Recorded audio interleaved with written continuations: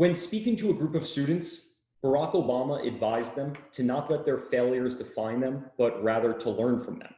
The actress and activist Mary Tyler Moore once suggested that one should take chances and make mistakes. That's how you grow. Teddy Roosevelt reminds us that the only man who never makes a mistake is a man who never does anything. It seemed that public-facing figures across the past century appreciate the role that mistake-making can play in the learning process, even going so far as to recognize its inevitability in a life well lived. Now, I'd imagine that if I were to conduct a quick straw poll right now, we'd overwhelmingly agree with this sentiment, regardless of our age, family background, or nationality. This is because learning from mistakes is both ancient and perennial, transcending time, culture, and place. Consider the fact that there's no barrier for entry. People living in any time period and at any socioeconomic level have all had equal access to mistakes. And yet, in spite of its universality, it's also one of the most untapped and underutilized learning resources at our disposal. Largely, this is because we don't yet know how people actually learn from their mistakes. And because of this, we also find ourselves fearful of mistakes. This fear is prevalent enough that there's even a medical nomenclature for it, aticophobia. Now, the thing is, we all acknowledge that some of our greatest learning has been the result of our mistakes. We've all been able to reflect on what went wrong, pocket those lessons, and move forward with a greater confidence. On the other hand, there have been times when we've made a mistake, grown frustrated, and taken nothing away from the experience. So what actually accounts for this difference? Why is it that sometimes we learn and sometimes we stagnate or even regress? Well, that's what I want to speak about today. This presentation advances a new theoretical construct called mistake literacy. Mistake literacy is about becoming fluent in how to learn from mistakes. Specifically, it's a mindset comprised of a suite of dispositions and non-cognitive skills that work in tandem to optimize learning by building students' capacity and capability to recognize, react to, and repair their mistakes. Now, mistakes come in all shapes and sizes, so it's important for us to make sure we're on the same page about which types of mistakes we're talking about here. We're not talking about burning your hand on the top of a stove. So while mistakes might be evidence of effort, mistake literacy is about engaging with and correcting mistakes so that effort translates to learning. For learning to occur, mistakes cannot be haphazard or flippant, but must be legitimate attempts at a new task or an investment in the development of a new skill. These mistakes occur because learners have pushed themselves to the edge of their knowledge or experience.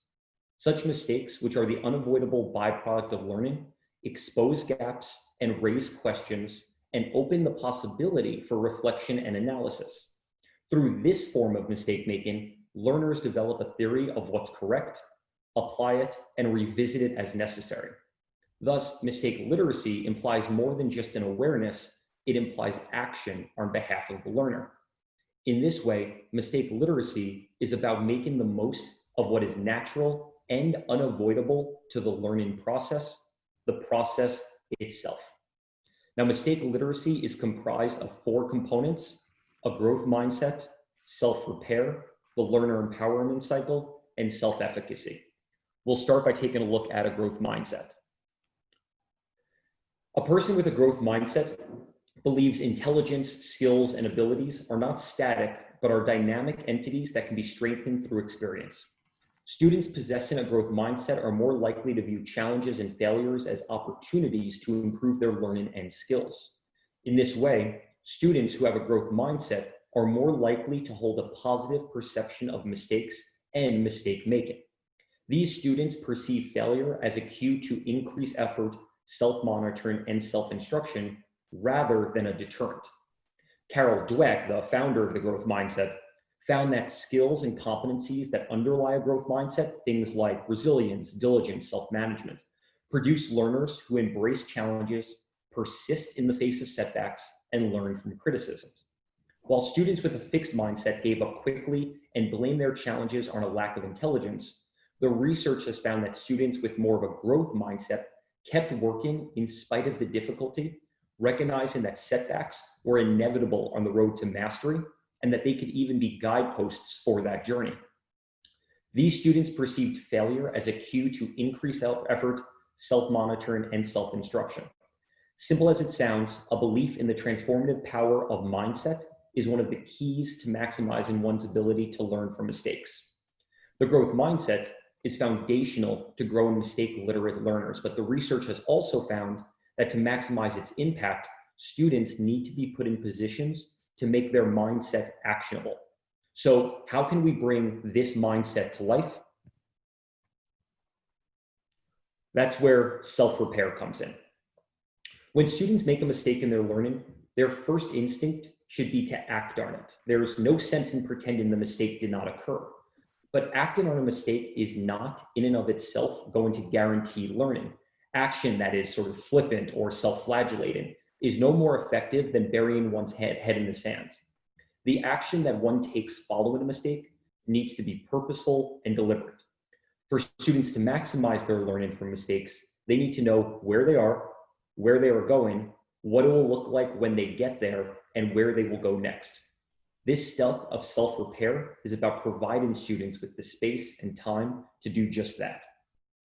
Self-repair is comprised of self-assessment and goal setting. Self-assessment involves the learner reflecting on their mistake to facilitate consideration of what to repair. Goal setting builds on this by challenging students to identify pathways and resources so they know how to repair it. The first step in the self-repair process is that of self-assessment. Self-assessment is, in its essence, an evaluation. It asks the learner to take stock of their perception of strengths and deficits relating to learning, with the goal being to build an awareness of what they are ready for next. Reflecting on correct and incorrect examples has shown to be effective for learning across domains, with the effects being strongest when students have previously generated erroneous solutions themselves.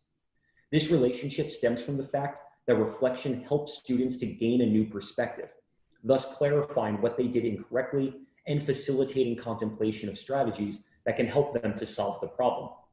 In other words, the influence of self-assessment on learning increases when it is rooted in mistake-making because this shift in perspective preempts a like shift in actions. Goal setting is that pivot point between reflection and action. The benefits of which are well documented. From the existing research, we learn that one quality of goal-oriented learners that seems to stand out is their willingness to take risks and learn from their mistakes. They appear confident that nothing bad will happen to them when they fail. In all, the self-repair process operationalizes the growth mindset. These students already understand one approach that doesn't work, that being what led to the mistake in the first place. So they now have the chance to consider what that teaches them and what other options are available. In this way, the self-repair process brings students to the edges of their knowledge, which, as Jim Rickabow says, is where learning occurs. For that learning to occur, though, a choice needs to be made. Self-repair positions students to make that choice. The next step is for students to be empowered to do so. The learner empowerment cycle consists of choice, motivation, and engagement. 3 dispositions that work recursively to develop self-directed learners who are increasingly likely to learn from their mistakes. When learners have choice, they develop feelings of autonomy. When learners feel autonomous, they are motivated. And when motivation is acted upon, it becomes engagement. Mistake-literate learners must be engaged, but the goal of mistake literacy is not to engage them. Rather, the goal is to create the conditions wherein engagement becomes possible. When learning is connected to choice, the learning becomes more purposeful and relevant. And according to the research, when choice is integrated into learning, it can increase levels of motivation, which in turn can increase student engagement. Now, choice is omnipresent. It resides in every situation, regardless of one's awareness of it. For many students, however, choice is oftentimes hidden, right? Students do not see deadlines for their assignments, for example, as a choice.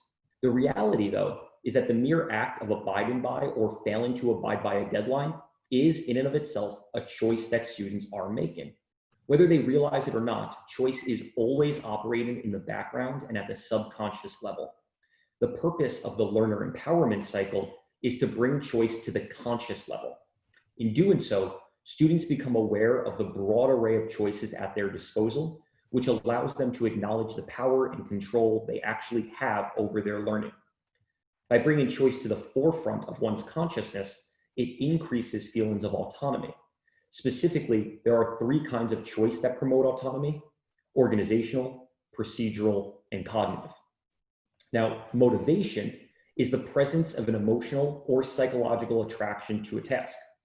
Within the context of education, learner motivation refers to a student's willingness, need, desire, and compulsion to participate in and be successful in the learning process.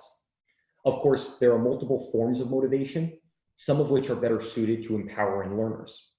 According to the research, there are three types of motivation: lacking, extrinsic, and intrinsic. To empower learners, it's imperative that students are put in positions to be intrinsically motivated. Learners who are intrinsically motivated do not wait for someone else to motivate them because they have access to the skills, tools, and stimuli to keep themselves going without depending on someone else to tweak their pursuit or manipulate their circumstance. Engagement occurs when students make an emotional or psychological investment in their learning. Engaged students see learning as its own reward rather than feeling a need to seek out external validation. In this way, engaged students do not look to traditional measures of success to validate their learning, but instead focus on the process. An engaged student dedicates themselves to the subject and performs with enthusiasm and care during the learning process because they attribute value to the process itself. Even when faced with challenges, an engaged student continues to study and finds a personal value and meaning in their learning. So when it comes to developing mistake-literate learners, choice, motivation, engagement do not constitute warm and fuzzy extra components of efforts to improve. In fact, they are primary drivers in developing learners who possess the feelings of competence and confidence to learn from their mistakes. The cumulative impact of the learner empowerment cycle equips students to become increasingly autonomous in their learning and in turn nurture a belief that they are in control of their learning. The learner empowerment cycle is an ongoing, recursive process, a virtuous cycle that produces better and better results each time through. As students engage in the learner empowerment cycle, they become fuller agents in their own learning and begin to develop a stronger sense that learning is within their locus of control. However, learners who leverage choice to maximize motivation and find their spark of engagement are not yet fully equipped to be mistake literate. They're on the right path, yes, but they're not yet at the final destination. The learner empowerment cycle is not the endpoint of growing mistake literate learners, but a vehicle to ready learners to become self-efficacious. Self-efficacy can be thought of as a catch-all term for students' confidence in exerting control over their learning and persistent to overcome challenges. Self-efficacy leads learners to persist in the face of challenges and continually try different strategies to overcome obstacles. The presence of self-efficacy is important for learners to stretch and grow to move beyond present levels of skills and knowledge. According to Gunn 2019, students with high self-efficacy work harder, persist longer, and have fewer adverse emotional reactions when encountering difficulties. Self-efficacy instills in students the daring and self-certainty to ignore barriers and learn from their errors. High-efficacy students possess the competence and confidence to see mistake-making as an opportunity as opposed to an obstacle. Learners who possess high levels of self-efficacy play a greater role in planning their learning paths, tracking their progress, and applying their learning. Simply put, self-efficacy breeds ownership, and when students own the learning, they become less reliant on the traditional systems and structures of schooling, instead embracing the responsibility of taking appropriate, autonomous action to understand and solve the problem themselves. When students perceive of learning as something that they own, their ability to problem solve expands beyond the limitations of school, inspiring creative, non-traditional solutions. Of course, high efficacy learners having reached a proverbial mountaintop and now have the key to learn from all of their mistakes from now on. Mistake literacy is not a once-off, it's a process meant to be followed every time an error occurs, as the constant application is a recursive cycle that grows stronger with each pass-through. When a student with high self-efficacy finds success, having learned from a mistake, it in turn strengthens their growth mindset, right? With effort, I can learn from my mistakes, and thus strengthens the student's commitment to mistake literacy. In this way, self-efficacy is not the final step of mistake literacy, but the linchpin that links one mistake to the next. So having now presented on the 4 dimensions of mistake literacy, I'd like to just share some next steps. Well, firstly, a theoretical construct remains theoretical for as long as it remains an outcome untethered to an educational system or pedagogical approach. Ultimately, I'm a middle school principal, and I want this work to be actionable in classrooms and schools. Thus, for my dissertation research, I'll be examining whether and to what extent mistake literacy is an outcome derived from the intentional and consistent implementation of a personalized learning environment. Of course, to know whether personalized learning environment is being implemented with fidelity, the foundational teaching, learning, and community values of a school need to be examined as well. For example, how do teachers use vulnerability to cultivate a classroom environment where mistake making is tolerated? Or how can high press parenting negatively affect a child's willingness to take risks? This through line from conditions to systems to outcome is what I've dubbed the continuum of personalized learning, and it's one that I'll be exploring further in my doctoral research. The second next step is that, well, I'm now keen to examine the relationship between creativity and mistake making. I want us to think about Noah and Noah's presentation just now, right? The idea is that creative people are inherently risk takers. This isn't just because they have a higher tolerance for failure, it's because whether they're conscious of it or not, they have a greater confidence in their ability to learn from the mistakes that they make. Like Noah shared, it took him 3 weeks and 7 sleepless nights to arrive at his product. It's not as though he was able to do it in one moment. He has that higher confidence and higher threshold to be able to learn from the mistakes that he makes in order to gain positive feedback and to actually implement that feedback. In that way, mistakes are actually springboards for further iteration and innovation. So I haven't sorted out precisely what my research with mistakes and creativity is actually going to look like, but I'm certainly open to ideas, and if you have any thinking around it, I would love to hear it. So with that, that concludes my presentation. So I'd love to open things up to a bit of a Q&A. Thank you very much, Zach. Questions, please. I can keep the presentation up. Yeah.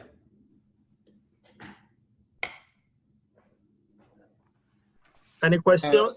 Zach, fantastic presentation, bro. That was just excellent. My question is, how did you come to how did you deduce all those steps into form? You know, from self-efficacy to, I'm not really sure. Is it possible to put up the 4 steps? Yeah, right here. Here we go. Growth mindset. I mean, you literally, to me, it feels like you've cracked a code. It feels like you've cracked, you've gone above. Like, this is how a 21st, this is like a template of a 21st century educator or a lecturer should be. So my question is, how did you come to such a point? Is it based off your experience as a middle school principal, or is it based on, okay, what you felt like, okay, no, the system, the weaknesses of the system, it's so simplified and yet so meaningful. Thank you, Noah. Yeah. I think for me, the biggest thinking, just, I'm currently in a doctoral program, and a lot of the work in the doctoral program revolves around, what should learning look like, right? Obviously, many of us sort of adhere to a traditional model of schooling right, that was developed, 150 years ago. And so we understand that that system is outdated. And so there's a lot of thinking around what the new system should look like. And a lot of the reading that I've encountered has been things like skills right now that we might develop or teach our students. The half-life of a skill right now is only going to be about 10 years, meaning that by the time that we actually teach a kid a skill, it's going to be obsolete.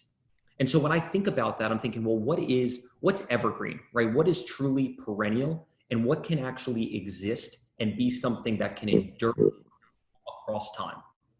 And as I thought about that, I thought, well, if skills are going to kind of fade, and if we know that content knowledge is going to fade, the one thing that I know about the future, and I can tell you, I cannot prognosticate. I am by no means a soothsayer, right? Like, I don't know what the future holds, but I can guarantee one thing. I can guarantee that in the future, people will make mistakes. I can assure us of it. And because we know that people will make mistakes, another thing that we know from the research is that we as humans are terrible about actually learning from our mistakes. We are just not by nature terribly introspective and reflective when it comes to the mistakes we make. We would much rather by nature forget about our mistakes and just move on. But the problem with that is that mistakes are so rich when it comes to the learning that we can have. We can grow so much from that feedback that we get from making a mistake. And so what I'm trying to figure out here is, well, how can we actually make that happen? What is the process that we would want to follow to learn from our mistakes? And so Noah, more directly to your question, no question does this come from my time with middle schoolers, because no one makes more mistakes than a middle schooler does.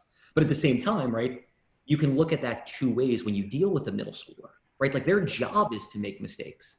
So do I want to punish that kid for making a mistake? Of course not. I want to work with that kid and help that kid to be able to learn from that mistake that they've made.